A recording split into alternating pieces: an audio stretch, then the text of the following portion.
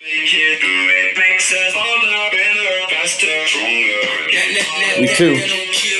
Mr. C's Corner, Monday, March 23rd. We're going to talk about religious organizations, so we're going to listen to Kanye West. It's a good Kanye, though. Good Kanye. Throwback. Alright, here we are. Week 2. Decided to grow a beard throughout this whole situation. Shout out to Morning Brew. Got a lot of my information from them. I figured I'd start today's lesson off giving you an update in regards to the stock market. Since my last video, which was on Saturday, nothing's changed, obviously. No trading goes on over the weekend, but figured I'd show you the numbers again. The Dow Jones is down year to date, so that means since January 1st, 32.81%. It's down to 19,173. S&P 500 is down 28.66%, or it's down to 2,304. That's year to date, so that's January 1st until all the way up to March 23rd. As I'm recording this, it is 9:30, so market just opened, so things can be up and down right now, but that's as of before the market opened today.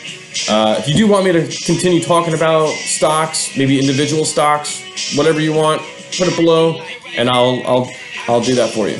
All right, so today we're going to talk about organized religion and how they have adapted and how they are feeling this burden. So your EQ or REQ is, what is the economic impact for religious organizations during this situation? How are they getting impacted?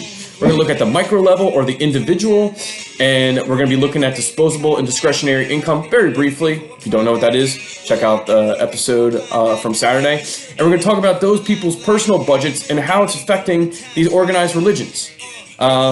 So we're just going to dive right into it. So we can't meet together more than 9 people. Might have changed. A lot of things have changed over the weekend. But let's just use a baseline of 9. 9 or less can meet together. So religious organizations are a collection of, large groups of people, and they come together either on a daily or weekly basis, and they worship said faith together. To me, it's a comfortable feeling, right? You're joining other people that have the same beliefs as you, and you come together either every day or once a week, and yeah, you practice your faith together. It's great. It's a nice building community, and it's a nice start or end of a work week. Personally, I like to think of it as an end of my work week, and then I know, okay, I can conquer what's coming up to me for the rest of the week. So, but people are having, it's becoming a big cultural impact, right? So we can't meet together anymore. So how are we going to be able to practice our faith? Well, a lot of religious organizations are using technology, right? They're bringing this service to you. Kind of like me, I'm bringing my education, or me teaching you, I'm bringing it to you via technology. A lot of religious organizations are doing that. But is it the same? I mean, that's up to each individual, but is it really the same? How can I, an individual, with my limited discretionary income that I have now, how can I donate to my religious organization? Don't I have to worry about myself? This is a question that people are saying right now, especially in this time of need. Even though the economic impact hasn't really hit the individual quite yet, what's going to happen if it leads to that point? So, this is your first question. Answer below. With a limited individual or personal budget, how have people supported organized religion this week? How? I saw on Facebook through a couple articles that churches are offering drive-through confession or drive-through prayer. So it's kind of like these religious organizations are individualizing religion for people. It's pretty funny, because okay, I'm gonna drive through, hey Father, pray with me, or hey Father, forgive me for my sins for this week, and okay, say 3 Hail Marys and go on your way. It's becoming they're shifting their way that they are they are giving their religious services out more on an individual basis. So it's great though. They are adapting to technology. They are adapting to individual needs, and this whole social distancing these religious organizations are adopting to.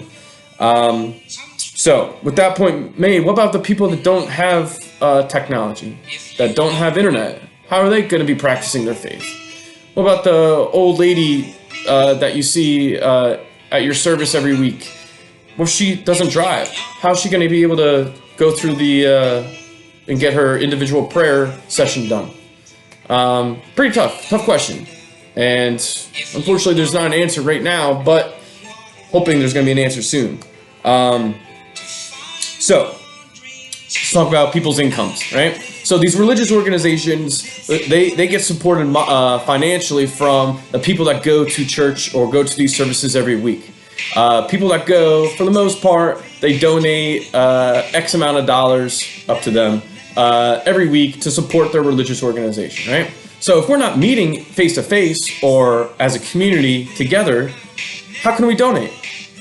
If my budget is dwindling or is getting smaller, or my income is getting smaller, does that mean that the amount that I donate every week is also going to get smaller? So it's just a general question of how are these religious organizations going to be able to collect these donations every week? Are they going to switch to an online, like, hey, put in your credit card? But how long is that going to last? How long until the individual is saying, you know what, I really need that extra $10 in my budget every week, or $40 a month. Hopefully we don't get to that point. I know we're coming together and practicing faith is a big cultural thing here in the U.S. It's a big cultural thing throughout the world. And I'm going to leave you with your second question. With individual budgets decreasing, what could organized religion do in order to either lower their own budget or increase weekly collection? Because these organized religions are more than just people congregating and celebrating and practicing their faith. They also offer daycare services for parents at work. They also offer classes for people to continue with their faith. So they supplement their income with more than just these weekly donations. So and it seems like a variety of these religious organizations are going online and collecting payments online. So answer below. Think of some ways that these religious organizations can be creative.